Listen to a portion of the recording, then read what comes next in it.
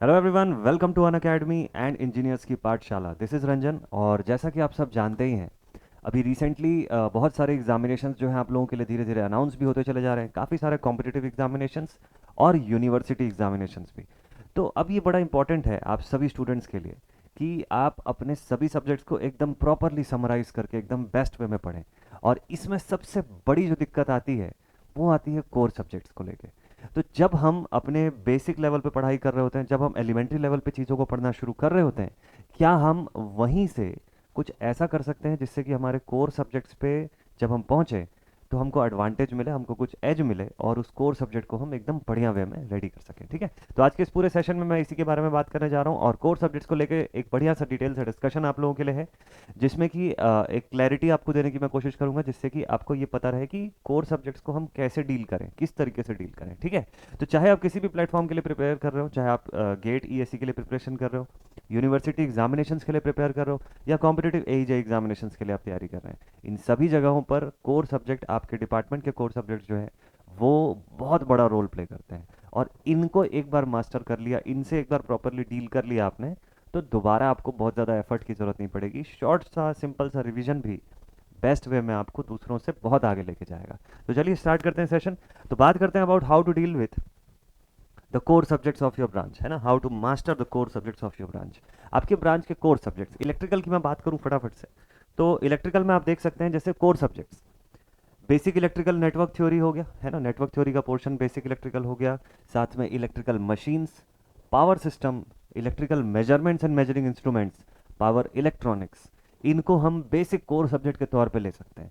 ये कुछ ऐसे सब्जेक्ट्स हैं जो हाई एंड स्कोरिंग सब्जेक्ट्स हैं, हाई एंड स्कोरिंग सब्जेक्ट्स। आप गेट की बात कर लो, आप एजे एग्जामिनेशन की बात कर लो, या फिर यूनिवर्सिटी एग्जामिनेशन की भी बात कर लो, इन सभी जगह पर इन सब्जेक्ट्स में आपको बहुत अच्छा खासा वेटेज मिलेगा। और इस इन सब्जेक्ट्स में अगर आपका ग्रिप अच्छा है तो आपको लाइफ में कभी भी आप किसी भी कॉम्पिटिटिव की तैयारी कर रहे हैं, आपको कभी दिक्कत नहीं जाएगी, आपसे चीज़ें बनेंगी, आपसे प्रॉपर सॉल्व होगा। मैं आपको एक छोटा सा एग्जांपल देता हूँ। जैसे देखिए, एक एक एक बेसिक से जेई लेवल के एग्जामिनेशन का मैं एग्जांपल देता हूँ आपको, तो उससे आपको थोड़ा सा आइडिया होगा। एक जेई लेवल का एग्जामिनेशन, जैसे मान लो एसएससी जेई की मैं बात करूँ, ठीक है, एसएससी जेई एग्जामिनेशन की मैं बात, अब कोई बच्चा एसएससी जेई के लिए प्रिपरेशन कर रहा है, सपोज कर लीजिए सेमेस्टर में उसका कोर सब्जेक्ट उतना अच्छा बढ़िया वे में उसने डील नहीं किया था, उसको कंसेप्ट उतने ज़्यादा प्रॉपर क्लियर नहीं है। ठीक है, उसने सिर्फ जस्ट पास होने लायक उसने मेहनत कर ली थी और यूनिवर्सिटी में उसका पेपर निकल गया था जैसे भी। तो अब जब ये बच्चा एसएससी जेई की प्रिपरेशन करेगा, तो आपको मैं बताऊं एसएससी जेई के मेजर सब्जेक्ट्स क्या क्या हैं। तो बेसिक इलेक्ट्रिकल इंजीनियरिंग है, ठीक है, मशीन है, देन पीएसए, मेजरमेंट, फिर इसके बाद ये इतने चार बेसिक सब्जेक्ट्स के बाद फिर जाके आपका basic electronics, U double E T, and then E and C, estimation and costing. ठीक है, तो ये इतने टेक्निकल सब्जेक्ट्स आते हैं। अब इन टेक्निकल सब्जेक्ट्स का वेटेज जो है आपका, सपोज कर लीजिए कोई बच्चा पेपर वन के लिए तैयारी कर रहा है, कोई बच्चा अगर पेपर वन के लिए तैयारी कर रहा है, ठीक है, सबसे पहले पेपर वन एमसीक्यू बेस्ड। अब पेपर वन के लिए जो प्रिपरेशन कर रहा होगा, इसके 200 नंबर में से इसके out of this 200 marks 100 number तो पूरा का पूरा इसका टेक्निकल के ऊपर बेस्ड है। और ये जो 100 भी पूरा टेक्निकल के ऊपर बेस्ड है, इसमें भी ज़्यादा वेटेज किसका है? Basic electrical, machine, PSA and measurement, high and subjects हैं ये, इनका हायर वेटेज है। ठीक है, इनका वेटेज हाई है। तो क्या उस समय अगर ये बच्चा जीरो से पढ़ना शुरू करेगा तो इसके लिए टाइम सफिशिएंट रहेगा क्या? कंसेप्ट समझने के लिए सबसे बेस्ट टाइम जो होता है वो होता है आपके एलिमेंट्री स्टडीज़ का समय। जब आप कॉलेज में जब पढ़ रहे होते हैं इस चीज़ को, जब पहली बार पढ़ रहे होते हैं, तो फर्स्ट टाइम से बिगिनिंग से ही आप इतने बेस्ट वे में इसको डील करिए कि आगे चल के आपको कोई भी टाइप की डिफिकल्टी ना हो। तो अब इसको कैसे डील करना है, किन चीज़ों पे फोकस करना है, मैं आपको टॉपिक वाइज भी चीज़ें बताने वाला हूँ। इन सब्जेक्ट्स के अंदर ना टॉपिक वाइज भी आप लोगों से चीज़ें डिस्कस करूंगा आज की क्लास में, ठीक है, तो एकदम ध्यान से देखिएगा। तो इसको शुरुआत से ही हम कैसे लेकर के चलें? तो आपकी सभी चीज़ों की जो शुरुआत होती है वो होती है इस सब्जेक्ट से, बेसिक इलेक्ट्रिकल इंजीनियरिंग से। ठीक है, कि आप बी डबल सब्जेक्ट को कितना प्रॉपरली समझते हैं, नेटवर्क के पोर्शन को कितना प्रॉपरली समझते हैं। आगे चल के यही चीज़ें आपके जो हायर सब्जेक्ट्स हैं, जो एडवांस सब्जेक्ट्स हैं, उसमें कनेक्ट होंगी।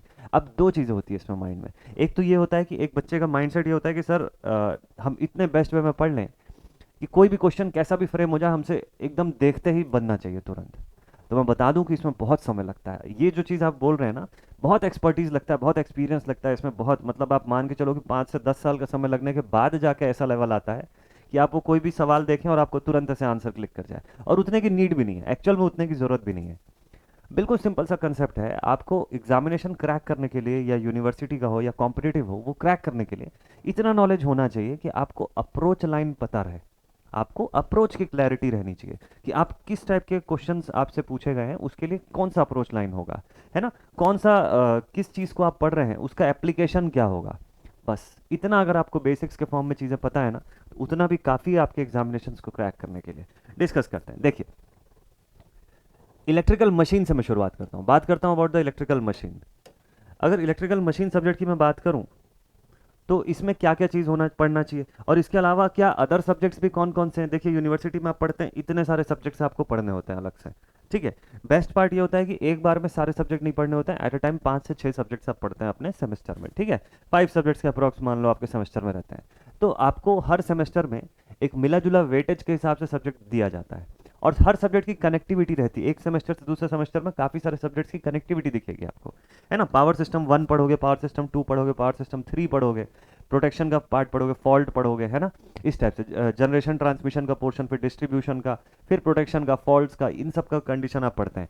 तो हर चीज़ एक दूसरे से कनेक्टेड रहती है, और सेमेस्टर वाइज उसको इसीलिए बाइफरकेट किया गया है।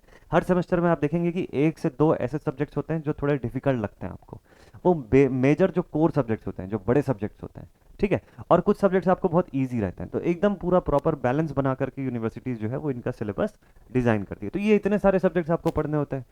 तो कोर सब्जेक्ट का आपका रोल कहाँ पर दिखता है आपको। देखिए, कोर सब्जेक्ट्स की अगर मैं बात करूँ, सबसे बेसिक जैसे इलेक्ट्रिकल मशीन से बात करते हैं। मशीन एकदम बेसिक है, आप किसी भी एग्जामिनेशन की तैयारी कर रहे हो, इलेक्ट्रिकल जिसमें ब्रांच अलाउड है और मशीन सब्जेक्ट ना हो, ऐसा हो नहीं सकता है, ये हर जगह आपको दिखेगा, ठीक है। तो अब ये मशीन सब्जेक्ट जो है, आप किसी भी एग्जामिनेशन की बात कर लो, आप आरआरबी जेई की बात कर लो, है ना, आप एसएससी जेई की बात कर लो, या ऐसे बहुत सारे एग्जामिनेशन, आप गेट ईएसी की तो बात कर ही रहे हैं हम लोग ऑलरेडी। तो इन सभी एग्जामिनेशंस में आपको ये सब्जेक्ट का वेटेज दिखेगा, अच्छा खासा वेटेज दिखेगा। तो मशीन सब्जेक्ट को कैसे पढ़ना चाहिए, एकदम सिंपल सा स्ट्रैटेजी मैं आपको बताता हूँ, ये किसी भी कोर सब्जेक्ट के लिए आप ये चीज़ लागू कर सकते हैं। देखिए, एक बेसिक रूल ऑफ थंब आपके पास ये होना चाहिए कि divide all the topics divide all the topics of core subject, divide all the topics of your core subject। जैसे एक कोर सब्जेक्ट आप पढ़ रहे हैं, अब सपोज कर लीजिए मशीन आप पढ़ रहे हैं, मशीन में किसी स्टूडेंट से अगर हो सकता है कि इंडक्शन मशीन वाला पोर्शन नहीं बन रहा है, तो वो बोलेगा सर मेरे से मशीन नहीं बन रहा है पूरा का पूरा, मतलब मशीन में ही डाउट है, मशीन सब्जेक्ट में मैं बहुत वीक हूँ। अब वो क्या बोलेगा, किसी से भी कोई किसी टीचर से पूछेगा तो बोलेगा सर मशीन मेरे से नहीं बनता है। ऐसा नहीं है, मशीन आपसे बनता है, आपसे इंडक्शन मोटर का पोर्शन जो है वो नहीं बनता है। इंडक्शन मोटर वाले कंडीशन में आपको दिक्कत है, उसको सिर्फ सॉल्व करना है। मशीन जो है वो इतना बड़ा, इतना वास्ट पूरा का पूरा सेगमेंट है, लेकिन अगर आपने उसको प्रॉपरली क्वांटिफाई कर दिया ना, अगर आपने उसके हर चैप्टर को अलग अलग एज अ सेगमेंट ले लिया, और उस सेगमेंट को आप अलग अलग डील करना शुरू किए कि एक टॉपिक के पार्ट में उसको पूरा ब्रेक कर दो, उसको डिवाइड कर दो पार्ट्स में, तो आपके पास चीज़ें क्वांटिफाइड फॉर्म में रहेंगी कि आपको उसमें से क्या क्या पढ़नी है, और वो ग्रेजुअली आप कंप्लीट कर सकते हैं, उसको आप मास्टर कर सकते हैं by taking MCQs on that, उसके ऊपर आप बेस्ड एमसीक्यू बनाइए, ठीक है। तो ये चीज़ कर सकते हैं। तो हमेशा जो भी बड़े सब्जेक्ट्स होते हैं, जो भी कोर सब्जेक्ट्स होते हैं, always break them into topics, उसको टॉपिक्स में, सेगमेंट्स में ब्रेक कर दीजिए। तो उससे आपको, जैसे हम लोग फॉल्ट एनालिसिस करते हैं ना पावर सिस्टम में, बस वैसे ही करने में मदद मिलेगी। आपको क्या मदद मिलेगी कि आपको उस सब्जेक्ट में ये क्लैरिफाई करने में मदद मिलेगी कि मुझे कौन से पॉइंट पे डाउट है। You can clearly specify a point where you are having doubt. जैसे इसको स्पेसिफाई कर दिया, सबसे पहले transformer, DC machine, synchronous, induction, है ना, 3 फेज, इस फॉर्म में। अब ट्रांसफार्मर में चले गए, तुरंत आपने क्वांटिफाई कर दिया कि सर इतने टॉपिक्स हैं मेरे, है ना, ये पर्टिकुलर टॉपिक्स हैं। कुछ आपकी एग्जांपल के लिए मैंने यहाँ पे टॉपिक्स लिखे भी हुए हैं, तो आप देख सकते हैं। तो आपने क्या किया, इसको क्वांटिफाई कर दिया। कि भाई मैं इतने नंबर ऑफ टॉपिक्स अगर मैंने कंप्लीट कर लिए तो मेरा ट्रांसफॉर्मर का पोर्शन कंप्लीट हो जाता है। ठीक, अब आप समझते हुए सारी की सारी चीज़ों को पढ़ना शुरू करते हैं। जब आप एजे एग्जामिनेशन के लिए पढ़ते हैं तो ये सब पोर्शन पे आप फोकस करेंगे, जैसे कंस्ट्रक्शन का पार्ट हो गया, कंस्ट्रक्शन प्रिंसिपल ऑफ ऑपरेशन है ना, वर्किंग क्या क्या होता है इसका बेसिक्स आप देखेंगे, बेसिक से काफ़ी क्वेश्चन आते हैं। हमको पता है कि एजे एग्जामिनेशन में 70-30 का रेशियो रहता है in between theory and numerical. तो आपका ओरिएंटेशन, आपका अप्रोच क्या होना चाहिए, थ्योरेटिकल अप्रोच ज़्यादा रहेगा, न्यूमेरिकल अप्रोच कम रहेगा। लेकिन वही अगर मैं गेट और ईएससी की बात करूं, खासतौर पे गेट की बात करूं, तो ये रेशियो बदल जाता है। फिर न्यूमेरिकल का वेटेज 70 में चला जाएगा और थ्योरेटिकल पोर्शन का वेटेज 30 में चला जाएगा। तो depending upon the type of examination जिसकी आप तैयारी कर रहे हैं, आप यूनिवर्सिटी एग्जामिनेशन की तैयारी कर रहे हैं तो लगभग बैलेंस रहेंगी सारी चीज़ें। तो इस अकॉर्डिंग आपको ये देखना पड़ेगा कि आप किस एग्जाम के लिए ऑप्ट कर रहे हैं। तो बेस्ट थिंग ये है कि थ्योरेटिकल पोर्शन आप अगर प्रॉपरली पढ़ लेते हैं, सारी चीज़ें बेसिक फंडामेंटल्स जो है वो आप कवर कर लेते हैं, तो वो बदलती नहीं है। इसके बाद इसके बारे में बेस्ट थिंग ये है कि it never changes, it is always same. तो ट्रांसफार्मर का कंस्ट्रक्शन या आइडियल ट्रांसफार्मर का कंडीशन, ये सब जो आप पढ़ेंगे ये हमेशा सेम ही रहेगा, ये कभी बदलेगा नहीं। ऐसा नहीं है कि 5 साल बाद ये बदल जाएगा, it will all B same. अब रही बात कैलकुलेशंस की, तो जब आपका बेसिक फंडामेंटल क्लियर रहेगा तो कैलकुलेशन जो है that won't be a tough task, ये भी आसानी से आप क्लियर कर सकते हैं। ठीक है, तो देखिए अब जैसे ट्रांसफार्मर आप पढ़ रहे हैं, इसमें आप कंस्ट्रक्शन को स्ट्रेस देकर के पढ़े, आइडियल ट्रांसफार्मर्स के बारे में आपने पढ़ लिया, इंड्यूस्ड ईएमएफ से शुरू होता है आपका यहाँ का पोर्शन, फिर उसके बाद फेजर डायग्राम्स हो गया, इक्विवेलेंट सर्किट। इक्विवेलेंट सर्किट का कंसेप्ट कैसे क्लियर कर सकते हैं आप, जब आपका बेसिक इलेक्ट्रिकल इंजीनियरिंग में आरएलसी वाला पोर्शन आपका कितना अच्छा स्ट्रांग है, नेटवर्क का पोर्शन कितना बढ़िया से आपसे बनता है, उसी के बेसिस पे ये बनेगा, उसी के बेसिस पे इक्विवेलेंट सर्किट जो है वो प्रॉपर आपसे बनेगा। ठीक है, देन टेस्टिंग ऑफ ट्रांसफार्मर हो गया, एससीओसी टेस्ट वगैरह से जुड़े हुए क्वेश्चंस जो है वो पूछे जाते हैं। लॉसेज एंड एफिशिएंसी कैलकुलेशन, तो इसमें डिफरेंट टाइप ऑफ लॉसेज जो है, क्या होता है कि हमको बस चीज़ों को ना ऐसे क्वांटिफाई करना है कि हमको समझ में आ जाए कि कौन कौन से पोर्शन से आपके एग्जाम का फॉर्मेट, एक तो उसको एनालिसिस कर लीजिए और सब्जेक्ट को आपके डिवाइड कर दीजिए टुकड़ों में। तो आपको पता रहेगा, जैसे आप लॉसेस एंड एफिशिएंसी कैलकुलेशन आप पढ़ रहे हैं, अब लॉसेस में आप कौन कौन सा पढ़ेंगे, अब आप उसमें कॉपर लॉस, आयरन लॉस पढ़ेंगे, आयरन लॉस में फिक्स्ड लॉस आप देखेंगे कि भाई इसमें हिस्टेरेसिस होगा कि एडी करंट होगा, किस टाइप के, मैग्नेटिक लॉसेस कौन कौन से, फिक्स्ड लॉसेस कौन कौन से, उसको स्टडी कर लिया, हिस्टेरेसिस एंड एडी, वो आपका कंप्लीट हो गया प्रॉपर। फिर उसके बाद आई स्क्वायर आर पे चले गए, कॉपर लॉसेस पे, है ना। तो इस तरीके से आप इसको पढ़ेंगे। देन एफिशिएंसी कैलकुलेशन, इससे क्वेश्चन आता है, एफिशिएंसी कैलकुलेशन से क्वेश्चन आता है। लॉसेस का पोर्शन हो गया, वीआर हो गया, वोल्टेज रेगुलेशन का पोर्शन।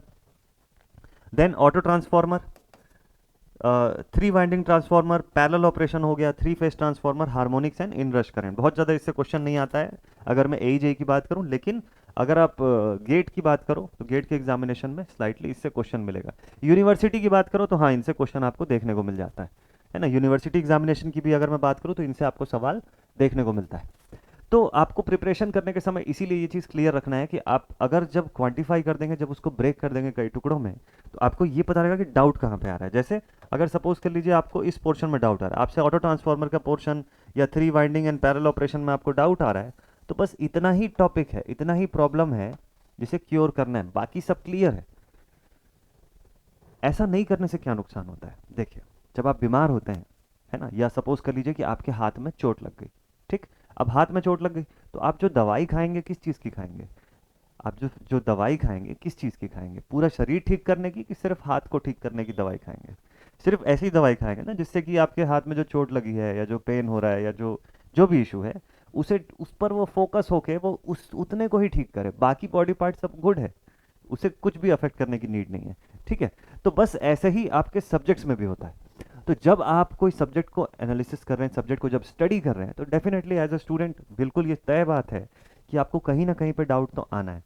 कोई ना कोई पॉइंट आपको हार्ड लगेगा, टफ लगेगा कि सर ये पॉइंट मुझसे ना पढ़ने में बड़ा दिक्कत है, कॉन्फिडेंस लैक होने लग जाता है। तो बस इतना करिएगा कि उस अफेक्टेड पार्ट को पहचानना ज़रूरी है, उस अफेक्टेड पार्ट को पहचानना ज़रूरी। अगर ये आपका अफेक्टेड पोर्शन है तो आप इसे अलग करिए, लेकिन इसकी वजह से आप ये मत करिए कि बाकी सब भी अफेक्टेड है। नहीं, इसमें आपने पढ़ा हुआ है और ये आपसे बन रहा है ऑलरेडी, ये बहुत बेस्ट वे में आपसे बनता है, बस इतना पोर्शन है जिस पे वर्क करना है। तो उससे क्या होगा, आपका एफर्ट जो है वो चैनलाइज हो जाएगा, आपका एफर्ट जो है वो सेंट्रलाइज होना ज़रूरी है कि आपको पता रहे कि किस पे आपको ज़्यादा एफर्ट डालना है। नहीं तो क्या होगा कि आप बार बार इसका रिवीजन करेंगे, आप बोलेंगे सर ट्रांसफॉर्मर्स मेरे से नहीं बनता है।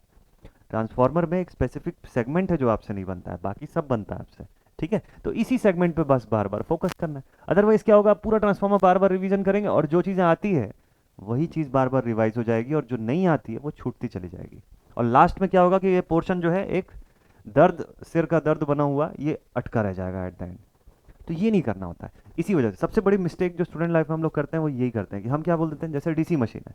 अब डीसी मशीन में सपोज कर लीजिए कि पैरेलल ऑपरेशन या स्पीड कंट्रोल नहीं बन रहा है, ये नहीं समझ में आ रहा है आपको, ठीक है। तो हम क्या बोलेंगे, सर डीसी मशीन नहीं बनता हमसे, डीसी मशीन में प्रॉब्लम है, डीसी मशीन ही नहीं बनता है। नहीं, डीसी मशीन बनता है आपसे। ये सारी चीज़ें आप समझ चुके हैं, इनसे क्वेश्चंस भी आपको बनाना आ गया है। जो दिक्कत है वो इस सेगमेंट पे है, इस पॉइंट पे है। तो ऐसा कब पता चलेगा, जब आप अपने सिलेबस को अपने एग्जामिनेशन फॉर्मेट के हिसाब से ऐसे टुकड़ों में ब्रेक कर देंगे, ठीक है। तो ये पहला स्टेप है, always break your syllabus into parts, into segments. अब जैसे डीसी मशीन की आप बात करो, डीसी मशीन प्रिपरेशन करोगे आप, तो कोई बच्चा यूनिवर्सिटी के लिए प्रिपेयर कर रहा है, इससे क्वेश्चन आता है। Construction working principle of operation से कोई बच्चा अगर एजेई के लिए प्रिपरेशन कर रहा है, बिल्कुल इससे क्वेश्चन आता है। इनफैक्ट डीसी मशीन में कंस्ट्रक्शन वर्किंग प्रिंसिपल जो है बड़ा वेटेज होल्ड करता है, ज्यादा वेटेज होल्ड करता है, ठीक है, इससे क्वेश्चन आएगा। और आर्मेचर रिएक्शन थ्योरेटिकल क्वेश्चन है, इससे थ्योरेटिकल क्वेश्चन। गेट वगैरह की बात करो तो इससे फिर न्यूमेरिकल क्वेश्चन बनता है। ईएमएफ एंड टॉर्क इक्वेशन की मैं बात कर लूं, ईएमएफ एंड टॉर्क इक्वेशन, ये वाला पोर्शन इंपॉर्टेंट है, ये बहुत इंपॉर्टेंट है, इससे काफी सारे क्वेश्चन बनेंगे, ये मोस्ट इंपॉर्टेंट है। चाहे आप यूनिवर्सिटी के लिए बोलो, एजेई एग्जामिनेशन के लिए बोलो, इन सब जगह पे ये इंपॉर्टेंट है। ईएमएफ इक्वेशन में भी दो फॉर्म पढ़ते हैं आप, internal circuit and external circuit form, ठीक है। तो इंटरनल सर्किट फॉर्म जो है वो मशीनों के लिए बिल्कुल सेम रहेगा, वो 5ZNP/60 ये वाली कंडीशन, तो उसका डेरिवेशन बेसिक्स है। टॉर्क इक्वेशन आप देखेंगे 5ZPIE/2π ये वाला, तो टॉर्क जो है किस फैक्टर के ऊपर डिपेंड करती है, आर्मेचर करंट के ऊपर क्या डिपेंडेंसी है, ठीक है। तो ये सब के ऊपर रिलेशन और इसी के बेसिस पर कैरेक्टरिस्टिक्स होते हैं। तो डीसी मोटर एंड जनरेटर के जो कैरेक्टरिस्टिक्स हैं, ठीक, मोटर के कैरेक्टरिस्टिक भी हो गए, जनरेटर के कैरेक्टरिस्टिक भी हो गए, टॉर्क स्लिप कैरेक्टरिस्टिक्स वगैरह जिसमें हम लोग देखते हैं। तो ये सब बेसिक कैरेक्टरिस्टिक्स, इससे क्वेश्चन आता है आपके यूनिवर्सिटी में। कैरेक्टरिस्टिक्स के ऊपर बेस्ड क्वेश्चन यूनिवर्सिटी में ज्यादा पूछता है as compared to your AJE examination, ठीक है। तो EMF and torque equation most important. तो आपको क्या होगा इससे, देखिए दो बेनिफिट होगा। जब आप अपने सिलेबस को टुकड़ों में या पार्ट्स में ब्रेक करेंगे तो आपको सबसे पहला बेनिफिट तो ये होगा कि आप अपने एग्जामिनेशन के फॉर्मेट के हिसाब से इंपॉर्टेंट मार्क कर पाएंगे। आपको ये पता रहेगा कि भाई इस टॉपिक से ज्यादा सवाल आ रहा है, तो आप क्या करेंगे, इसको हाईलाइट कर देंगे कि हाँ जब मैं पढ़ूंगा तो इस टॉपिक को थोड़ा ज़्यादा वेटेज दे करके पढ़ूंगा, ठीक है। यूनिवर्सिटी के हिसाब से आप पढ़ रहे हैं तो आपको पता रहेगा अच्छा इन दो टॉपिक से भी क्वेश्चन आ रहा है अच्छा खासा, इससे इससे हम पढ़ लेंगे बेस्ट वे में, ऐसा है।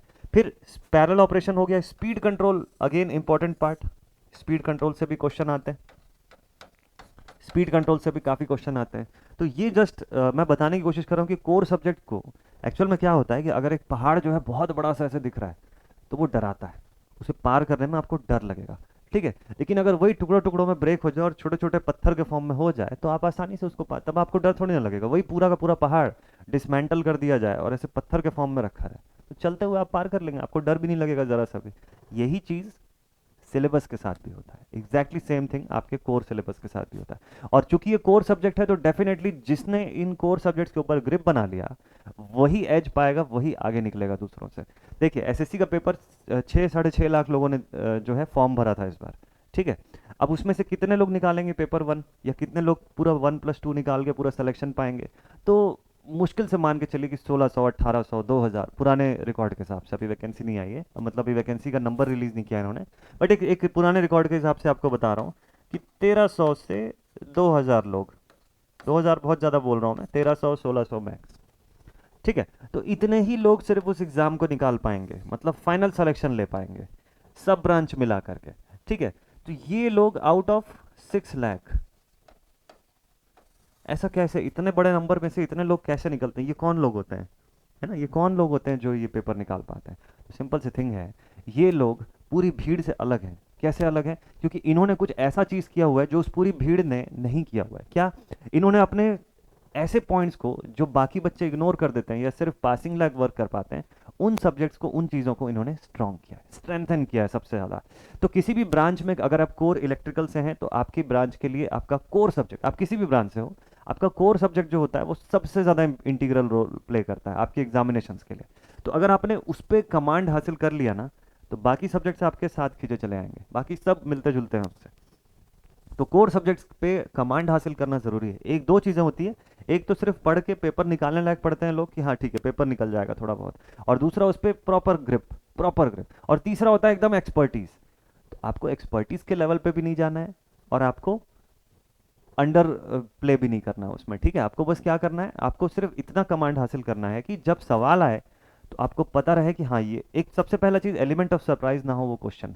आधे बच्चे एलिमेंट ऑफ सरप्राइज में ही लूज कर जाते हैं कॉन्फिडेंस, कि अगर ऐसा सवाल आ गया जो हमको एट वंस देखने में लगा कि अरे ऐसा तो मैंने कभी देखा ही नहीं था, या इस तरीके का क्वेश्चन तो मैं एक्सपेक्ट ही नहीं कर रहा था, वो एलिमेंट ऑफ सरप्राइज आपके एग्जाम के प्रीशियस मोमेंट को वेस्ट कर देता है। तो आपको अपना वापस से कॉन्शियसनेस गेन करके वापस उस क्वेश्चन में सोचने में आपका ज़्यादा समय वेस्ट हो जाता है। तो इतना आप पढ़ाई करिए कि एटलीस्ट वो एलिमेंट ऑफ सरप्राइज ना हो। और दूसरी चीज़, जब सवाल पूछे चाहे कितना भी ट्विस्ट करके पूछे, आपको लाइन ऑफ अप्रोच पता रहे, आपको ये पता रहे कि इसमें इस तरीके से आगे बढ़ना है। बस उसके बाद कैलकुलेशन का पार्ट या उसके बाद वर्किंग का जो पार्ट है वो आप फिगर आउट कर लेंगे उतने गिवन टाइम में, ठीक है। तो ये बड़ा इंपॉर्टेंट होता है। ऐसे ही और सब्जेक्ट्स की मैं बात करूँ तो इलेक्ट्रिकल मशीन में ही देखिए, जैसे सिंक्रोनस मशीन का पोर्शन हो गया, इंडक्शन मशीन का पोर्शन हो गया, आप देख सकते हैं। तो क्या होता है देखिए, यहाँ पे मैंने इसीलिए क्या किया, टॉपिक्स को पूरा अलग कर लिया आप लोगों के लिए। तो कंस्ट्रक्शन हो गया, इंड्यूस्ड ईएमएफ हो गया, हार्मोनिक्स हो गया, है ना, 2D वगैरह, और बेसिक जो कंडीशंस है, इक्विवेलेंट सर्किट का पोर्शन हो गया, यहाँ पर भी इंपॉर्टेंट। अगेन इसके लिए भी नेटवर्क पे आपका कमांड होना जरूरी है। एसी मशीन्स का पोर्शन आप जब भी पढ़ेंगे तो एक चीज़ याद रखिएगा कि बेसिक इलेक्ट्रिकल का सिंगल फेज एसी का एनालिसिस आपको कितना अच्छे से आता है। इसीलिए मैं बात कर रहा हूँ, क्या होता है कि हम उसको एज अ सब्जेक्ट अगर पढ़ते हैं फर्स्ट ईयर में ना, तो ये लगता है कि चलो ठीक है फर्स्ट ईयर निकालने के लिए बस छोटा सा एक सब्जेक्ट है, लेकिन उसके कंसेप्ट कितनी दूर तक रिवर्बरेट करने वाले हैं ये हम ध्यान नहीं देते हैं। और ये तब समझ में आता है जब हम उन सब्जेक्ट से क्रॉस होकर जब आगे गुजरते हैं, जब वो सब्जेक्ट नहीं पढ़ पाते हैं, तब समझ में आता है कि अच्छा ये सब्जेक्ट के पीछे वो बेसिक इलेक्ट्रिकल में जो पढ़ा था बेस, अगर वहां से क्लियर रहा होता तो यहाँ अच्छी हेल्प मिल जाती। ये इस वजह से मैं ये बोल रहा हूँ। तो अगर आप सभी बच्चे जो भी ये वीडियो देख रहे हैं, अगर आप यूनिवर्सिटी में पढ़ रहे हैं अभी आज की डेट में, यूनिवर्सिटी स्टडीज में हैं, तो आप एकदम अपने बेस्ट टाइम पे हैं अभी। ये एकदम राइट टाइम है कि आप अपने कोर सब्जेक्ट्स को तगड़ा कर सकते हैं। जो बच्चे अभी पास आउट हो चुके हैं, जो कॉम्पिटिटिव की तैयारी कर रहे हैं, आपके पास भी ऑप्शन है, आप दोबारा से, अगर आपके पास एग्जामिनेशन से पहले समय है, तो बेसिक इलेक्ट्रिकल से आप पढ़ना शुरू करिए और देन उसके बाद आप कोर पे वापस से वर्क करिए। ज़रूर से देखिए, कोई भी चीज़ ऐसी नहीं होती है जो कभी भी क्लियर ना की जाए, ठीक ना की जा सके। हर चीज़ ठीक हो सकती है, बस समय देना पड़ता है और इरादा पक्का होना चाहिए आपका, ठीक है। तो ये इंपॉर्टेंट है। कैरेक्टरिस्टिक्स ऑफ ऑल्टरनेटर क्वेश्चन आते हैं। वोल्टेज रेगुलेशन हो गया, वोल्टेज रेगुलेशन के methods different, parallel operation, drooping characteristic जो है ये भी इंपॉर्टेंट है, इससे भी सवाल पूछा गया प्रीवियस ईयर्स में। Losses and efficiency, power angle का इक्वेशन, है ना, सेलियंट पोल मशीन हो गया, synchronising power and power factor correction. ये पावर फैक्टर करेक्शन से भी क्वेश्चन आता है, पावर फैक्टर करेक्शन भी इंपॉर्टेंट है, इवन ये गेट वगैरह के एग्जामिनेशन में भी काफी क्वेश्चन पूछता है इससे। इंडक्शन मशीन की बात कर लो, कंस्ट्रक्शन वर्किंग प्रिंसिपल, है ना, इसमें भी जैसे एस हो गया, एस से काफी सारा क्वेश्चन पूछता है। Magnetic field, equivalent circuits, basics आपका जो मैग्नेटिक फील्ड के बारे में आप जो पढ़ते हो या मैग्नेटिक सर्किट्स के बारे में आप पढ़ते हैं किसमें, बेसिक इलेक्ट्रिकल में, उसका कंसेप्ट यहाँ पे काम आएगा, उसका कंसेप्ट यहाँ पे काफ़ी सारा यूज होगा, आपको बहुत अच्छा एडवांटेज मिलेगा इसमें। देन टॉर्क स्लिप कैरेक्टरिस्टिक्स हो गया, stability, testing of IM, testing से उतना क्वेश्चन नहीं आता है। स्पीड कंट्रोल यहाँ पर भी इंपॉर्टेंट है, हाई टॉर्क केज मोटर हो गया एंड सिंगल फेज आईएम हो गया, ठीक है, इंपॉर्टेंट है ये। तो ये बाइफर्केशन जो मैंने किया इसीलिए करके रखा हुआ है आप लोगों के लिए, ठीक है।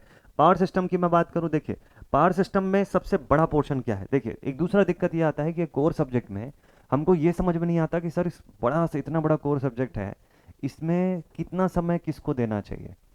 तो उससे भी अगर आप प्रॉपर बाइफरकेट करते हैं ना चैप्टर वाइज, तो आपको ये पता रहेगा कि अच्छा मेरा सबसे लेंथीएस्ट पोर्शन ये है। जैसे transmission and distribution major time ले लेगा आपसे, मेजर टाइम इसी में आपको डेडिकेट करना पड़ेगा, ठीक है। मेजर पोर्शन आपका ये है, काफ़ी समय लगेगा इसको पढ़ने में।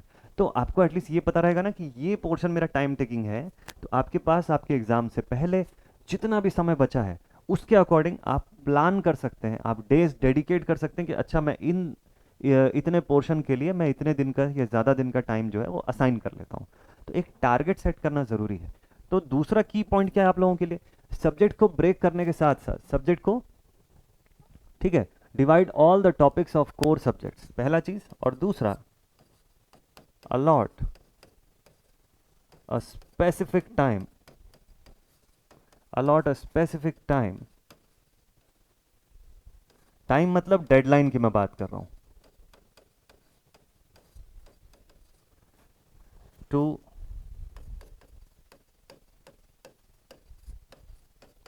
thoroughly complete any topic or chapter। Topic, chapter या सब्जेक्ट के हिसाब से।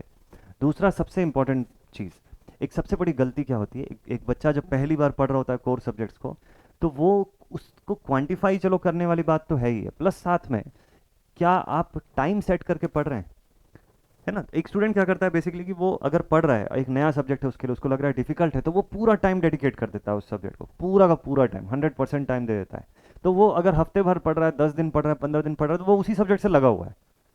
मीनवाइल ये हो रहा है कि आपके जो अच्छे सब्जेक्ट्स थे, जो आपसे बनते थे, अब आपकी ग्रिप उनसे भी छूटती चली जा रही है। ये नहीं करना है। ऑलवेज डेडिकेट टाइम, एकदम फिक्स करो आप, है ना। आपको एकदम क्लैरिटी के साथ ये पता होना चाहिए कि आप इस सब्जेक्ट को कितना समय दे रहे हैं, चाहे कितना भी डिफिकल्ट हो, आपसे बनने लग जाएगा कुछ दिन के बाद। लेकिन जो पहले से बनता हुआ सब्जेक्ट है उसको हैम्पर नहीं करना है, उसको बिल्कुल भी हैम्पर नहीं करना, उसे भी टाइम देना है, क्योंकि रिवीजन ही इंपॉर्टेंट पार्ट है। देखिए, आपको ये लगता है कि आप अच्छे से पढ़ लिया, आप एक सब्जेक्ट आपसे बनने लग गया, तो अब ये फिक्स हो गया माइंड में। ऐसा करने के लिए आपको 5 से 10 साल का मेहनत लगता है कम से कम, तब कहीं जाके ऐसा होता है। ठीक है। अभी आप जैसे स्टूडेंट लेवल पर हैं, आपको क्या करना होगा, आपसे कोई सब्जेक्ट जैसे मान लीजिए बीडब्ल्यू आपसे बनने लगे, सारे क्वेश्चंस आप बना पा रहे हैं, अप्रोच लाइन आपको समझ में आ रहा है, ठीक है। तो आपको क्या होगा, आपको बीच बीच में उस सब्जेक्ट को रिवाइज करना पड़ेगा, अदरवाइज वो उतनी ही जल्दी भूलने भी लग जाएंगे चीज़ों को, ठीक है, उतनी ही जल्दी भूलने लग जाएंगे। तो ये इंपॉर्टेंट पार्ट है। तो कभी भी न्यू सब्जेक्ट आप पढ़ें, कभी भी अगर ऐसे कोर सब्जेक्ट्स आप पढ़ते हैं, तो हमेशा डेडलाइन के साथ पढ़िए।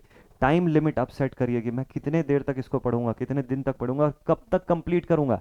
टिल इन्फिनिटी जैसा कोई टाइम नहीं होता है, हमारे पास टाइम बहुत कम रहता है, हमेशा कम रहता है। स्टूडेंट लाइफ में हर चीज़ के लिए काम, हर चीज़ के लिए टाइम कम रहता है, और पढ़ने के लिए तो सबसे कम टाइम रहता है, ठीक है। तो टाइम की कमी रहती है, और हमेशा टाइम को आपको प्रॉपर डिवाइड करना ज़रूरी है। अगर नहीं डिवाइड किया और प्लान नहीं किया पहले से, तो आप लंबे समय तक एक ही सब्जेक्ट में उलझे रह जाएंगे, और फिर पता चलेगा कि अब सेमेस्टर का एंड आ गया और बाकी सब्जेक्ट्स में फिर जी जान लगा के रात भर पढ़ के जैसे तैसे पेपर निकालने वाली हालत हो जाती है। तो ये नहीं करना। तो ऐसे बड़े चैप्टर्स भी आएंगे आपके सामने, ठीक है। तो अगर आपने क्वांटिफाई कर लिया कि अच्छा इसको मैं सर 15 दिन दूंगा, 15 डेज, है ना, या मान लो 25 दिन दूंगा, 25 डेज, तो 25 डेज में आपका फिक्स रहेगा कि मैं डेली इस सब्जेक्ट को 4 आवर्स पढ़ने वाला हूँ सर, 100 घंटे के अंदर ये सब्जेक्ट में कंप्लीट कर लूंगा, एक अंदाजे से। कोई ज़रूरी नहीं कि आपका अंदाज़ा एक्यूरेट हो, बट इतना तो आपको आइडिया हो जाएगा कि आपको एक्चुअल में कितना समय लग रहा है इसको सॉल्व करने में, और एक माइंड में प्रेशर रहेगा कि मेरे टाइम जा रहे हैं धीरे धीरे। जब तक आप लिमिट नहीं सेट करते हो, तब तक आपका माइंड जो है वो आपको इंडिकेट नहीं करेगा कि आपके पास कितना समय बचा हुआ है। भाई कितना समय बचा हो तो तब पता चलता है ना, जब आप अलार्म सेट करते हो। सुबह 6 बजे का अलार्म सेट करोगे, तब जाके आपका मोबाइल दिखाएगा कि 12 घंटे बचे हुए हैं। अब अलार्म ही नहीं सेट किया, तो पूरे के पूरे टाइम आप ही गए, फिर तो वेस्ट करते रहो, ऐसा हो जाता है, ठीक है। तो आप देखिएगा, मोबाइल फ़ोन में जब अलार्म सेट करते हैं ना कि अगले दिन सुबह 10 बजे, तो आपका फ़ोन आपको दिखाएगा कि नाउ 15 आवर्स लेफ्ट। तब माइंड में प्रेशर आना शुरू होता है कि अब इतना ही समय है और इतने में मुझे कंप्लीट करना है अपना टास्क, ठीक है। वो टारगेट ही नहीं सेट किया, तो माइंड आपको दौड़ाएगा नहीं, और माइंड ना बिल्कुल एकदम ऐसे हॉर्स की तरह उसको दौड़ाना पड़ता है। वो स्पीड से जब दौड़ेगा सारी चीज़ें अकम्प्लिश कर लेगा। बहुत पावरफुल टूल है, बट कंट्रोल एकदम प्रॉपर चाहिए उस पर। सो अब पावर सिस्टम की मैं बात करूँ, ट्रांसमिशन एंड डिस्ट्रीब्यूशन बहुत टाइम लेगा, बट अगर आप इसको चैनलाइज कर लेते हैं प्रॉपरली, तो आप इसको बहुत बढ़िया वे में इस पे एक्सपर्टीज हासिल कर सकते हैं। जैसे कंस्ट्रक्शन और ट्रांसमिशन लाइन का पोर्शन हो गया, transmission line parameters, short transmission line से काफ़ी क्वेश्चन आते हैं, मीडियम और लॉन्ग से उतने क्वेश्चन नहीं आते जितने शॉर्ट से आते हैं, इंपॉर्टेंट रहता है ये, ठीक है। सर्जेस का पोर्शन हो गया, पावर फैक्टर करेक्शन, ये इससे भी काफ़ी क्वेश्चन आता है, इंपॉर्टेंट टॉपिक है। तो ऐसे ना आप अपने पास एक कॉपी में एक शीट जैसी बना करके आप रख सकते हैं। शुरुआत में बिगिनिंग में थोड़ा सा वर्क कर लीजिए, आगे चल के आपका पूरा वर्क जो है वो एकदम ऑर्गेनाइज्ड होगा, और जितना ऑर्गेनाइज और सिस्टमेटिक आपका काम रहेगा, उतना ही ज़्यादा मन लगेगा आपका पढ़ने में, क्योंकि आपको आपका टास्क अकम्प्लिश होता हुआ दिखेगा। जिस दिन आप इस टॉपिक को पढ़ के कंप्लीट करते हैं, आप मार्क कर देंगे कि हाँ ये डन हो गया। आप सिर्फ टॉपिक नहीं पढ़ रहे हैं, आप टॉपिक पढ़ने के बाद इसके एमसीक्यूज लगा रहे हैं, आप इसके एमसीक्यू लगा रहे हैं। अगर आप कॉम्पिटिटिव की तैयारी कर रहे हैं, तो यूनिवर्सिटी की तैयारी कर रहे हैं, तो प्रीवियस ईयर क्वेश्चन आप बना के देख रहे हैं, ठीक है। प्रीवियस ईयर पेपर एटलीस्ट पलट के आप देख लीजिए कि कितनी बार इसका जो कंस्ट्रक्शन है उससे क्वेश्चन आए हुए हैं, तो ये आपका कॉन्फिडेंस और बढ़ाएगा। लेकिन कई बार हम क्या करते हैं, कई बार हम लोग क्या करते हैं कि सीधे एमसीक्यू पे चले जाते हैं। अब जैसी एमसीक्यू बुक ओपन करते हैं, बन ही नहीं रहा है कुछ भी। क्यों? तो भाई साहब आपने अभी इस टॉपिक को पढ़ा ही नहीं है उस लेवल पे कि आपसे बनेंगे क्वेश्चन। अभी आप बिगिनिंग पे हैं, और बिगिनिंग पे आप एमसीक्यू देखने लग जाएंगे, तो आपका कॉन्फिडेंस बढ़ने की जगह और कम हो जाएगा, रिड्यूस होने लग जाता है। आप देखते होंगे ना, कई बार कई बच्चों के साथ ऐसा होता है, एग्जाम की तैयारी के समय वो लोग ये मॉक टेस्ट दिला रहे हैं, या वो लोग ऐसे टेस्ट सीरीज ज्वाइन कर लिए कहीं से, और टेस्ट सीरीज दिला रहे हैं और कॉन्फिडेंस और कम हो रहा है, स्कोर भी नीचे चला जा रहा है उनका। जबकि टेस्ट सीरीज का इंटेंशन है आपके स्कोर को बढ़ाना या आपको आपके फॉल्ट्स बताना कि कहाँ कहाँ पे मिस्टेक हो रही है, जो नॉर्मली हम लोग बोलते हैं कि हम कितने पानी में हैं। तो उस चीज़ का अंदाज़ा लगाने के लिए हम टेस्ट सीरीज दिलाते हैं, ठीक है। और ग्रेजुअली उस पर इंप्रूवमेंट करते करते तो वो ग्राफ ऊपर जाना चाहिए, लेकिन हम देखते हैं कई बार ये ग्राफ नीचे चला जाता है। क्यों नीचे जाता है, इसके पीछे का रीज़न ये है कि जब तक आपको कंटेंट का नॉलेज नहीं रहेगा प्रॉपर, तब तक आपका टेस्ट दिलाना नेगेटिव इफेक्ट कर जाएगा, ठीक है। ये ध्यान रखना बहुत ज़रूरी है।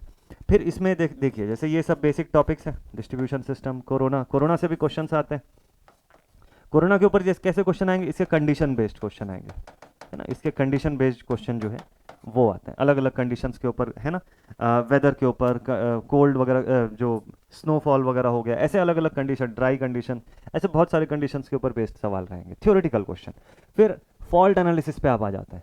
तो फॉल्ट एनालिसिस इस बार भी आप देखिएगा एसएससी में भी क्वेश्चन आया हुआ था इसका, एलएनएन एलएलजी फॉल्ट का हो गया, एलजी फॉल्ट का हो गया, है ना। ऐसे बेसिक फॉल्ट एनालिसिस का जब सिमेट्रिकल फॉल्ट पढ़ रहे हैं तो उसको भी क्वांटिफाई करिएगा कि सिमेट्रिकल फॉल्ट में भी दो सेगमेंट में आप पढ़ेंगे कि on load and no load वाली कंडीशन पे, तो उसके सिमेट्रिकल फॉल्ट्स, सीक्वेंस कंपोनेंट्स हो गया, पीयू सिस्टम हो गया, इसके ऊपर क्वेश्चन आता है, ठीक है। सिमेट्रिकल कंपोनेंट से क्वेश्चन दिखेगा आपको, तो ये इंपॉर्टेंट है। स्टेबिलिटी आप पढ़ेंगे तो ज़्यादा कुछ नहीं है इसमें, स्विंग इक्वेशन हो गया, इक्वल एरिया क्राइटेरियन हो गया, ये दोनों इंपॉर्टेंट है इसमें, ठीक है। स्टेडी स्टेट स्टेबिलिटी से उतना नहीं रहता है सवाल, बट इन दोनों से क्वेश्चन आपको देखने को मिलेगा।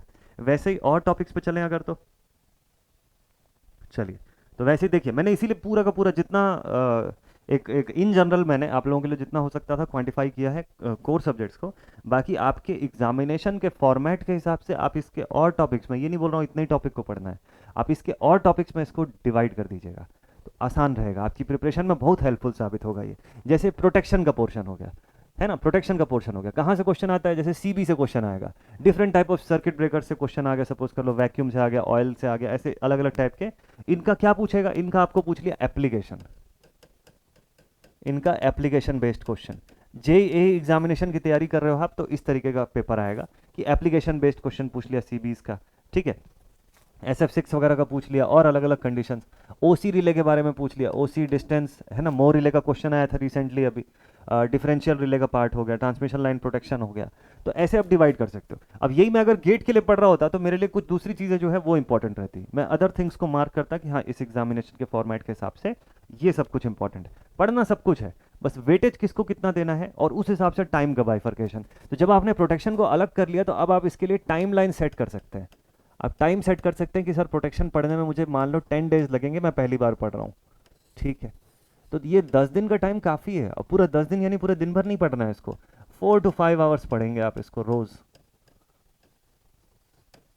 पर डे, ठीक है। 4 to 5 आवर्स पर डे, बस इतना पढ़ना है, कंप्लीट होना है आपका पूरा का पूरा प्रोटेक्शन पोर्शन कंप्लीट हो जाएगा बढ़िया वे में। क्वेश्चंस लगा लिए इसके ऊपर अपने, जिस भी एग्जामिनेशन की आप तैयारी कर रहे हैं, चाहे यूनिवर्सिटी हो या कॉम्पिटिटिव हो, उसके फॉर्मेट में आप इसके क्वेश्चंस लगा लिए, या तो MCQ या PYQs। लोड फ्लो एनालिसिस हो गया, लोड फ्लो एनालिसिस में भी वाई बस का पोर्शन हो गया, इंपॉर्टेंट है। न्यूटन रैप्सन और गॉस सीडल तो है ही इंपॉर्टेंट, इससे तो क्वेश्चन बनते ही हैं। फिर पावर सिस्टम इकोनॉमिक्स पे चले आए। पावर सिस्टम इकोनॉमिक्स में economic load dispatch, no losses वाला इकोनॉमिक लोड डिस्पैच देखिए, विथ लॉसेस भी। दोनों कंडीशन को मैंने इसीलिए अलग अलग करके लिखा है। नॉर्मली हम लोग क्या करेंगे कि ELD लिख देंगे, नो लोड है या ऑन लोड वाला कंडीशन है उसको स्पेसिफाई नहीं करेंगे। तो जब डाउट आता है तो हम फंस जाते हैं कि पूरा इकोनॉमिक लोड डिस्पैच नहीं बन रहा है। नहीं, आपसे स्पेसिफाइड फॉर्म में पता होना चाहिए कि कहाँ पे कौन सा पोर्शन आपसे नहीं बन रहा है, ठीक है। ऐसे ही चलिए और सब्जेक्ट का आपको मैं छोटा सा एग्जांपल देता हूँ। जैसे पावर इलेक्ट्रॉनिक सब्जेक्ट आप पढ़ते हैं, अभी बहुत सारे AE के एग्जामिनेशन में, जैसे वेस्ट बंगाल PSC का JEE अभी निकला हुआ, उस एग्जामिनेशन में, ऐसे अलग अलग एग्जामिनेशन में भी आपको देखेंगे कि ये सब्जेक्ट यूजफुल है। गेट के पेपर में तो आप देखते ही हैं कि ये सब्जेक्ट आता है। तो इसको कितने फॉर्म में डिवाइड कर सकते हैं, देखिए इसको भी डिवाइड कर लीजिए। Power semiconductor devices, face control converters हो गया, चॉपर्स हो गया, इतने फॉर्म में इसको डिवाइड कर लिया। अब पावर सेमीकंडक्टर डिवाइसेस में आप चले आए तो यहाँ पर देख लीजिए कौन कौन सा पोर्शन है। Power semiconductor switches, characteristic and losses हो गया, पावर डायोड हो गया, power transistor, SCR latching current, इसका न्यूमेरिकल, है ना। लैचिंग एंड होल्डिंग करंट से रिलेटेड आपकी थ्योरेटिकल पोर्शन जो है वो भी पूछी जाती है। अगर आप AEJ एग्जामिनेशन की तैयारी कर रहे हो तो इस तरीके से, यूनिवर्सिटी की तैयारी कर रहे हो तो इससे थ्योरी प्लस न्यूमेरिकल क्वेश्चन दोनों। SCR gate cathode characteristic important है, ठीक है। ये किसके लिए इंपॉर्टेंट है, this is important for university examination. तो ऐसे आप मार्क कर सकते हो। अगर आप एक at a time multiple exam की तैयारी कर रहे हो तो वो उस हिसाब से भी मार्क कर सकते हो कि भाई इधर एक एग्जाम की तैयारी का लिख दिए कि इस एग्जाम के लिए ये चीज़ें इंपॉर्टेंट है, और दूसरी तरफ आप दूसरे एग्जामिनेशन के लिए लिख दी कि हाँ भाई साथ में मैं गेट की भी तैयारी कर रहा हूँ, तो गेट के लिए मैं इस टॉपिक का न्यूमेरिकल पे फोकस करूंगा, एजेई के लिए मैं इस टॉपिक के थ्योरी पे फोकस करूंगा, ठीक है, और यूनिवर्सिटी के लिए पढ़ रहा हूँ तो इस टॉपिक की थ्योरेटिकल पोर्शन पे मैं फोकस करूंगा, ऐसा है। एससीआर प्रोटेक्शन हो गया, सीरीज पैरेलल ऑपरेशन, एससीआर की रेटिंग, अदर थायरेस्टर जो है इनका बेसिक्स थ्योरेटिकल पोर्शन में। वैसे ही फेस कंट्रोल कन्वर्टर्स हो गए, इसका पोर्शन, चॉपर आप देख लो, step down, buck and boost, commutation का पोर्शन। तो ये डिवाइड करने के पीछे का जो मकसद है वो यही है कि हमको एक क्लैरिटी दिलाना। कभी भी जब तक आप इन चीज़ों को ऐसे क्वांटिफाई नहीं करेंगे, देख सकते हैं आप, single phase VSI, three phase VSI हो गया, सीएसआई हो गया, पल्स विथ मॉड्यूलेटर्स हो गए, ऐसे ही मेजरमेंट सब्जेक्ट भी है बड़ा इंपॉर्टेंट, मेजरमेंट सब्जेक्ट भी बड़ा इंपॉर्टेंट, ठीक है। काफ़ी सारे इसमें भी बेसिक्स आपको मिल जाएंगे शुरुआत से, एकदम बेसिक इलेक्ट्रिकल से आपको मिल जाएंगे, ठीक है। अब इसमें भी हमको कैरेक्टराइज करना है कि कहाँ पे इंपॉर्टेंट है। ये सब मैं इसलिए दिखा रहा हूँ क्योंकि आपके लिए एक एग्जाम्पल के तौर पे है। ऐसा कोर सब्जेक्ट के अलावा बाकी सब्जेक्ट के लिए भी आप कर सकते हैं।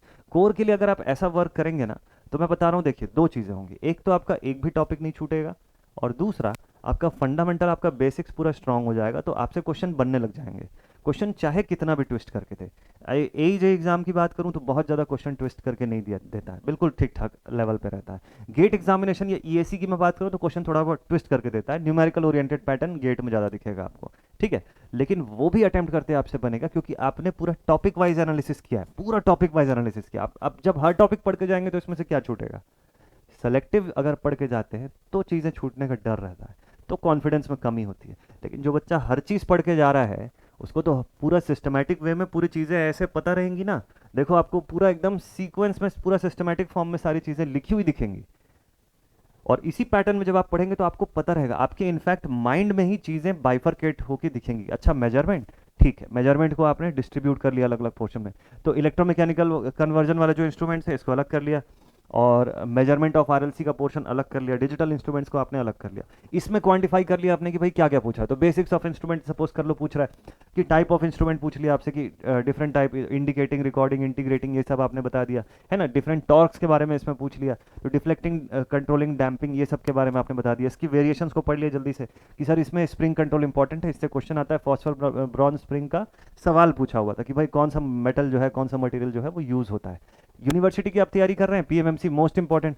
परमानेंट मैग्नेट मूविंग कॉइल से क्वेश्चन आता है, कंस्ट्रक्शन वर्किंग प्रिंसिपल से इससे क्वेश्चन आता है, हाँ सर बना दिए, इसका छोटा सा डेरिवेशन कर दिए, है ना, कि डिफ्लेक्टिंग टॉर्क प्रोपोर्शनल टू आई होता है कि आई स्क्वायर होता है, ये इसमें बता दिए जरा सा, ये इंपॉर्टेंट है ना, ये इंपॉर्टेंट है। मूविंग आयरन इंस्ट्रूमेंट पढ़ लिए, मूविंग आयरन में भी आप डिफरेंट टाइप के मूविंग आयरन इंस्ट्रूमेंट पढ़ेंगे, तो मूविंग आयरन में अट्रैक्शन टाइप, रिपल्शन टाइप। अब आपका एग्जामिनेशन का फॉर्मेट कौन सा वो आप नोटिस करेंगे, सपोज कर लीजिए यूनिवर्सिटी के लिए पढ़ रहे हैं तो इन दोनों का कंस्ट्रक्शन वर्किंग पढ़ लिए, प्रिंसिपल पढ़ लिए, और बढ़िया सा neat and clean diagram along with its derivation. इससे बाहर क्या आना है, क्या आना है इसके बाहर बताइए? तो चीज़ें बनेंगी ही बनेंगी, आपसे श्योर शॉर्ट बनेंगी। अब इतना पढ़ने के बाद आप प्रीवियस ईयर का यूनिवर्सिटी का पेपर आप किसी भी यूनिवर्सिटी को उठा के देखिए, आपसे कैसे ना बने क्वेश्चन बताइए। फिर वोल्ट मीटर एमीटर का पोर्शन आप पढ़ लिए, rectifier type instruments, dynamometer type watt meter बड़ा ही फेमस, इससे क्वेश्चन आता है, एनर्जी मीटर से क्वेश्चन आता है, थर्मल एंड इलेक्ट्रोस्टैटिक इंस्ट्रूमेंट्स, ये कॉम्पिटेटिव एग्जाम के पॉइंट ऑफ व्यू से इंपॉर्टेंट है। मिस्क में आप अलग टॉपिक्स देख सकते हैं ना, instrument transformer, potentiometer, error analysis.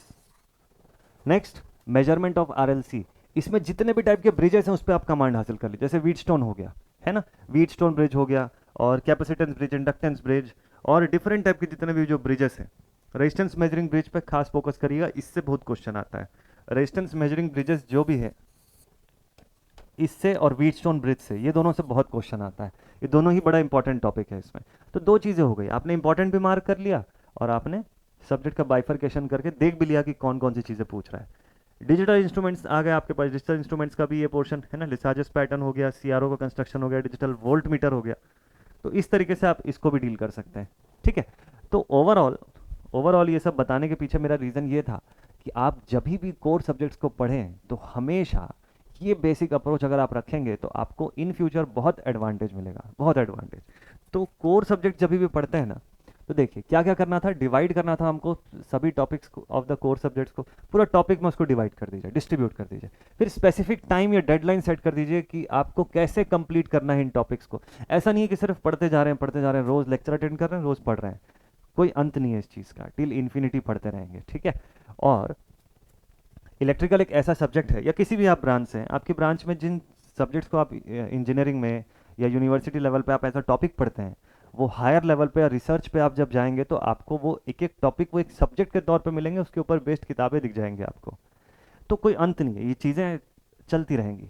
लेकिन आपको आपके एग्जामिनेशन के हिसाब से, आपके गोल के हिसाब से, आपके टारगेट के हिसाब से उसे क्रैक करने के लिए कितनी एनर्जी देनी है, कितना समय देना है, वो क्वांटिफाई करना ज़रूरी है। अगर उसको क्वांटिफाई नहीं करेंगे तो आपका पूरा का पूरा समय एक ही चीज़ को पढ़ने में चला जाएगा और बाकी चीज़ें नेग्लेक्टेड हो जाएंगी। चाहे यूनिवर्सिटी हो, या अगर कॉम्पिटिटिव है तो 10 से 12 सब्जेक्ट सपोज कर लो आप दिला रहे हो, यूनिवर्सिटी है तो 5 से 6 सब्जेक्ट आप दिला रहे हो। तो इतने सारे सब्जेक्ट जब आपको साथ लेकर के चल रहे हैं तो बड़ा ज़रूरी है कि टाइम को सही से मैनेज करें। तो ये बहुत इंपॉर्टेंट है। तो इसीलिए लास्ट एंड फाइनल टिप कि ऑलवेज कवर कंप्लीट सिलेबस, खास तौर पे कोर सब्जेक्ट्स के। कोर एंड नॉन कोर भी मैं लिखूंगा यहाँ पे अगर कॉम्पिटिटिव के लिए आप तैयारी कर रहे हैं तो। लेकिन कोर सब्जेक्ट में सबसे पहला चीज़ ये करिएगा, कोई भी आपको ये बोलता है कि इंपॉर्टेंट पढ़ लो इतनी चीज़ें, सेलेक्टिव पढ़ लो इतनी चीज़ें, तो नहीं, ये आपके फ्यूचर की बात है। हाँ, अगर आपको नॉन टेक्निकल लाइन में जाना है, आगे चल के अपनी लाइन चेंज करनी है आफ्टर इंजीनियरिंग, तो then that is a different thing. लेकिन अगर आप वाकई में कोर फील्ड में ही काम करना चाहते हैं या टेक्निकल फील्ड में ही अपनी एक्सपर्टीज़ बनाना चाहते हैं, आगे चल के टेक्निकल फील्ड में ही जॉब की उम्मीद रखते हैं आप, तो ये काम कभी मत करिएगा। हमेशा always always cover the complete syllabus, complete syllabus, always go for complete syllabus. ये छोटा सा लालच ना लॉन्ग टाइम में बहुत नुकसान करता है। छोटा सा लालच ये होता है कि यूनिवर्सिटी का पेपर निकल जाएगा, बस ये तीन चीज़ें पढ़ लेते हैं हम लोग, या इतना सेलेक्टेड पढ़ लेते हैं, यूनिवर्सिटी क्लियर हो जाएगा। लेकिन दुनिया उसके बाद शुरू होती है। आफ्टर यूनिवर्सिटी आपकी लाइफ एक्चुअल में शुरू होगी। जब करियर वाला जो फेज़ आएगा ना, तो वो सारी रियलिटी सिखा देता है। तब तब जो है, तब हमको लगता है कि यार पूरा ही पढ़ लेना था, आखिर एट द एंड तो पढ़ना ही पड़ रहा है ना, तो क्यों ना उसी समय पढ़ लेते हैं सारी चीज़ें। तो ये बड़ा इंपॉर्टेंट है। तो always complete, always go for the complete syllabus, be it core or be it a non core segment, फर्क नहीं पड़ता। एंड ऑन फिक्स टाइम, ये 3 गोल्डन रूल्स आप लोगों के लिए मैंने लिखा है यहाँ पे। बहुत ज़्यादा रूल्स की मैं बात नहीं करूँगा, ठीक है, क्योंकि इंजीनियर के माइंड में ऑलरेडी इतनी सारी चीज़ें चलती रहती है, इतना सारा कुछ प्रेशर रहता है, और उसके ऊपर ये 3-4 रूल और सर ने लिख दिया है ना। तो ज़्यादा कुछ नहीं, बस ये 3 चीज़ें आपको फाइनली मैं और बोलूँगा जाने से पहले कि ये 3 चीज़ पे आप फोकस करिए। ये आपका लाइन ऑफ अप्रोच रहेगा for all the subject. This should be your line of approach, this should be your line of approach. जैसे आप एग्जामिनेशन में सब्जेक्ट्स के ऊपर जैसे अप्रोच करते हैं, वैसे ही उन सब्जेक्ट्स के ऊपर कैसे अप्रोच करना है, उन सब्जेक्ट्स की शुरुआत कैसे करनी है, उसके लिए आप अगर ये लाइन ऑफ अप्रोच फॉलो करते हैं तो आपको बहुत चेंजेस देखने को मिलेगा, बहुत डिफरेंस देखने को मिलेगा। आई होप आप लोग ये ट्राई करके देखिएगा। ज़्यादा दिन भी नहीं ना, तो आप 7 दिन, एक हफ्ते के लिए इस पर कोशिश करके देखिए। जो मैंने जितना पॉइंट लिखा है ना, आप जस्ट 7 डेज के लिए ये चीज़ करके देखिए, इसे फॉलो करके देखिएगा, ठीक है। एक हफ्ते के लिए फॉलो करिए और मुझे आप कमेंट सेक्शन में बताइएगा कि क्या आपको चेंजेस समझ आ रहे हैं इससे, क्या कुछ पॉजिटिव फीलिंग आ रही है। और कमेंट सेक्शन में फटाफट से मुझे बताइएगा कि ये प्लानिंग, ये अप्रोच आप लोगों को कैसा लगा, और इन फ्यूचर बाकी सब्जेक्ट्स, नॉन कोर सब्जेक्ट्स के लिए भी क्या ऐसी प्लानिंग, ऐसी डिस्कशन आप चाहते हैं। तो ये ज़रूर से मुझे कमेंट सेक्शन में बताइएगा, आपके कमेंट का इंतजार रहेगा। और ऐसे ही बेस्ट वे में प्रिपरेशन करते रहिए। आपके इंजीनियरिंग के सभी सब्जेक्ट से आपको प्यार ना हो जाए तो बोलिएगा। तो मिलते हैं आप सभी से अब नेक्स्ट वीडियो में। बेस्ट वे में पढ़ाई करते रहिए, आपके लिए लगातार चैनल पर वीडियोस आते रहेंगे, खूब सारा कंटेंट मिलता रहेगा, और आपका काम है कि बस समय निकालना और उन कंटेंट्स को प्रॉपर वे में पढ़ना। नेक्स्ट वीडियो में आपसे मिलता हूँ और बहुत सारी चीज़ें आप लोगों के साथ डिस्कस करेंगे, और कमेंट सेक्शन में इंतज़ार रहेगा आपके कमेंट्स का। मिलते हैं नेक्स्ट सेशन में। Till then, thank you very much.